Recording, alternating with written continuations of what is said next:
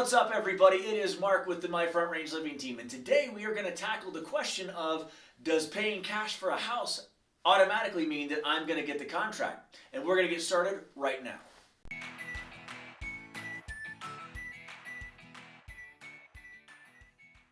Hey, what's going on everybody? It is Mark with the My Front Range Living team, and today we are tackling that question of, does paying cash for a house automatically mean that I'll get the contract? So if you're thinking about buying a house in Colorado Springs, you're moving to Colorado Springs, maybe you're living in Colorado Springs, and you're thinking to yourself, man, I'm getting beat out by all these cash offers. Well, the reality of it is, the short answer to the question is, no, you're not. It used to be that cash was king. People could come in, and if they had cash for a house, that was pretty much automatically the winner of any contract that was out there, because it meant several things. It meant a quicker close. It meant that there was no appraisal. It meant that it was cash, and there were fewer objections in that space when it came to buyers. Well, now cash is no longer king. We like to use the phrase that cash is just required to play right now, and the reason that is again, so cash, you took away the appraisal. So that was one objection you took away. Well, we're seeing a lot of appraisal gaps in contracts right now. And if you want to learn more about appraisal gaps, you can check out our video right here that explains all that. But appraisal gaps have basically taken away the need for cash.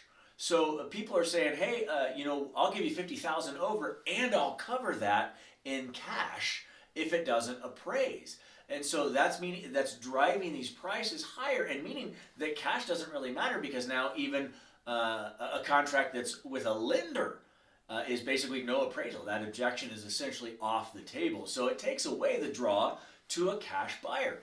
So we've seen that. So now people are just looking for highest and best. Let me give you an example.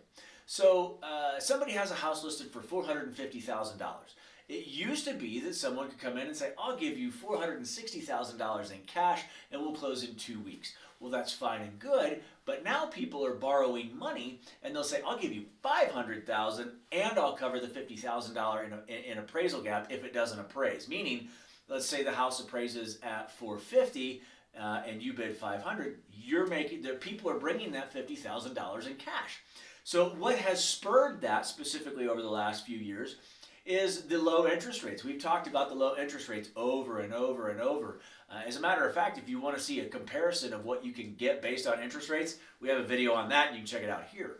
But lower interest rates mean that people can borrow more money. It costs less. They can take the cash that they were going to put down and they can cover that appraisal gap. So cash doesn't necessarily mean you're going to get the contract. In fact, we have seen some people want post-closing occupancy agreements. That's a big deal right now. A post-closing occupancy agreement means that that seller can stay in the house for 2 days, a week, maybe even a month in some cases after closing, and still have the resources from the sale of the house. So again, a quick close isn't necessarily what someone is looking for. So cash you take cash off the table in that space. So appraisal gaps, post-closing occupancy agreements have taken cash and made it not mean what it used to 4 or 5 years ago, right? On top of the fact that some people are looking, we got a contract the other day based on the fact that it was a VA loan. That particular seller was really excited.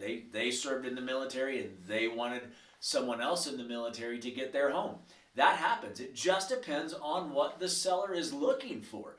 And so that's why I say cash doesn't have the prominence that it used to in this market, simply because the appraisal gaps, the post-closing occupancy agreement, and it just matters who's lending, right? On top of the fact, it could matter who your lender is. We've had some conversations in the past where those larger lenders, whether it be Quicken Loans, Rocket Mortgage, things like that, not everybody likes those. They want a local lender that they could call and hold accountable to get all the way to the table. So there's just so many variables, but the reality of it is cash is no longer king. It's essentially required just to play.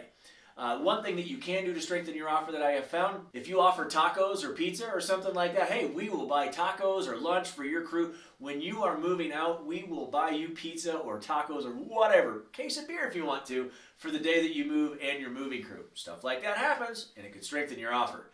If you want more tips, feel free to reach out. We're happy to help any way that we can. Hey, if you are thinking about moving to the Colorado Springs area, you can go down to the description of our video below and you can get a free relocation guide. That's yours to keep. Just gives you some more information about different areas of town that may meet your criteria as you're thinking about making the move. If you have more questions, you can hit up our website at myfrontrangeliving.com.